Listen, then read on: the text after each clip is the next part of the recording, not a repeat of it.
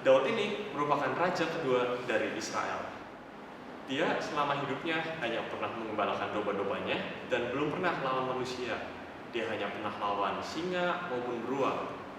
Lalu suatu saat, ayahnya yang bernama Isai menyuruh Daud untuk memberikan makanan gandum dan roti kepada ketiga kakaknya.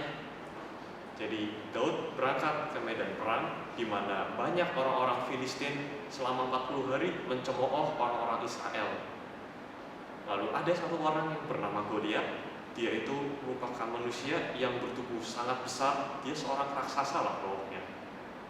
Dan Daud ini kebalikannya. Daud ini orang yang kecil, bertubuh ramping, dan juga berpipi kemerah-merahan.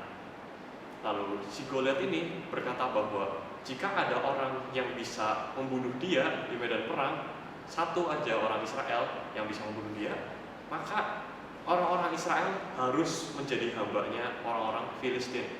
Dan kebalikannya, jika ada satu orang Israel yang bisa membunuh Goliat, maka bangsa Filistin akan menjadi hambanya bangsa Israel. Perkataan Goliat membuat tentara Israel sangat ketakutan dikarenakan Goliat mempunyai tinggi 3 meter lebih dan sudah mempunyai berpengalaman berperang. Berbeda dengan tentara lain, tantangan dari Goliat tidak membuat Daud gentar. Daud justru berniat untuk mengalahkan raja Filistin tersebut. Dia pun mengutarakan keinginannya kepada sang prajuritnya. Lalu sejumlah prajurit menyampaikan nih kepada Saul, di mana raja Israel saat itu. Tetapi Saul meragukan Daud karena Daud itu tubuhnya pendek, kecil, dan tidak mempunyai berpengalaman berperang. Perkataan itu tidak membuat niat Daud padam. Dia ingin sekali melawan raja Filistin tersebut, dan Daud yakin dia disertai dengan penyertaan Allah. Lalu Daud juga berkata bahwa ia sudah sering melawan singa dan beruang yang berusaha menerkam domba-dombanya. Daud pergi mengambil 5 batu cincin dari sungai dan memasukkannya ke dalam kantong gembala. Dia juga mengambil umban dan maju ke hadapan Goliat. Berbeda dengan Goliat yang melengkapi dengan baju zirah, Daud justru maju tanpa baju peperangan. Ketika melihat Daud yang kecil, Goliat langsung meremehkannya. Ia juga menghina Daud karena anak Isai itu masih muda dan sangat kecil.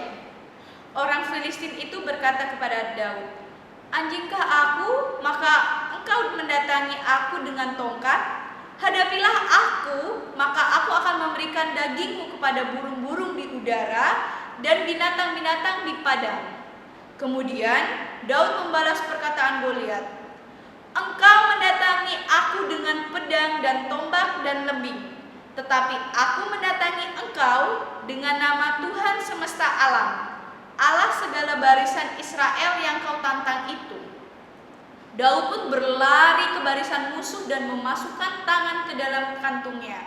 Kemudian ia mengambil batu dari dalam umban dan melemparkannya sekuat tenaga. Batu itu melayang mengenai kepala Goliat hingga dia terjatuh dan mati. Terus pas orang Filistin menyaksikan kekalahannya Goliat, mereka langsung lari diri. Tapi pasukan Israel mengejar mereka dan akhirnya menangkan pertempuran itu. Jadi kisah ini tuh menggambarkan penyertaan Tuhan Yesus yang luar biasa untuk umatnya, kita ini. Nah, walau tampaknya mustahil di mata manusia, Daud itu berhasil mengalahkan raksasa Goliat dengan penyertaan Tuhan. Nah, kisah Daud ini juga mengingatkan kita sebagai umat Kristen agar tidak mengandalkan kekuatan kita sendiri. Namun ketika kita ada masalah atau tantangan, manusia harus bersandar kepada Yesus sepenuhnya sebagai menara yang kuat dan keselamatan yang sejati.